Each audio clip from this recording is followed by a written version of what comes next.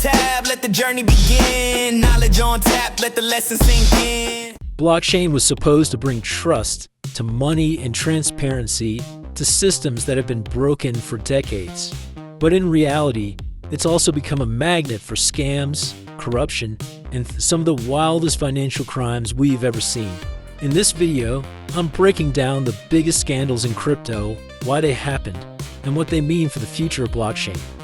Learn with Hatty, break the chains. Digital world running through my veins. In 2023, the FBI reported that investment scams made up nearly 71% of all crypto fraud, costing people almost $4 billion. Coinalysis 2025 crime report shows scams, stolen funds, and ransomware are still on a rise.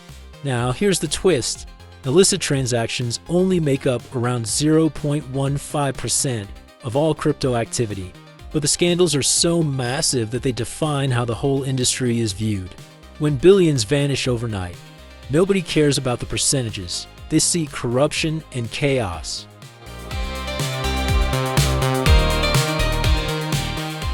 Some of the biggest names in crypto are also tied to the biggest scandals.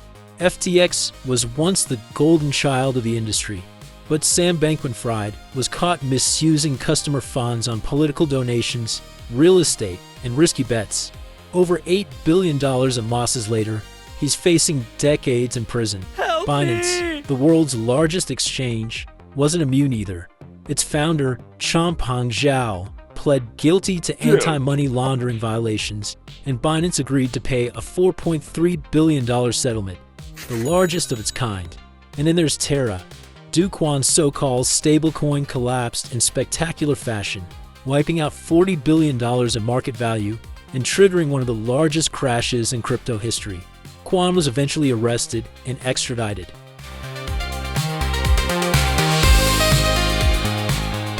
Not all the corruption came from big exchanges. Some of it came from projects that promised the world but delivered disaster. BitConnect, for example, was a Ponzi scheme disguised as an investment platform. More than $2 billion vanished while promoters cashed out. SafeMoon, hyped by celebrities, ended up being a classic pump and dump. Its CEO was convicted of fraud and money laundering. And Plus Token, a Chinese Ponzi, managed to steal more than $6 billion from unsuspecting investors before collapsed. These weren't small-time scams. These were global frauds.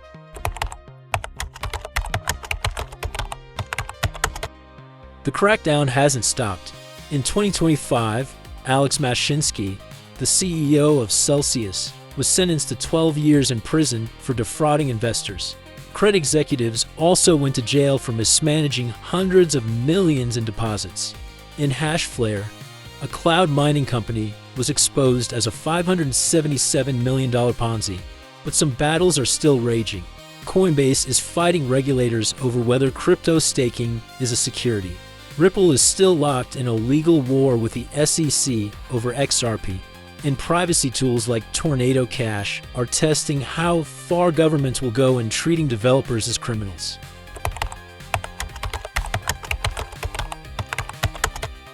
Here's the thing, corruption isn't unique to crypto.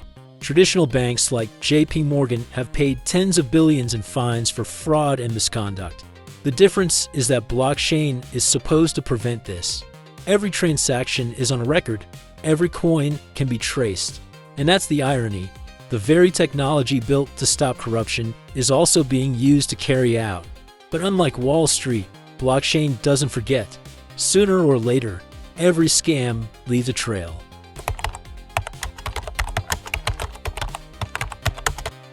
So what can we take away from all this?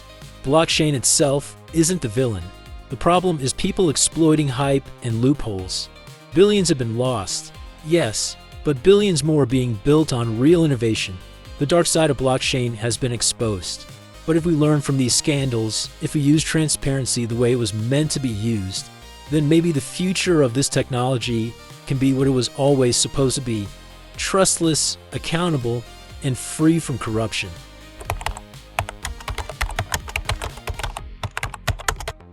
If you found this video useful, hit the like button, subscribe, and share it with someone who still thinks crypto is just about quick riches.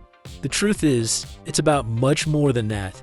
Thanks for watching, and I'll see you in the next one.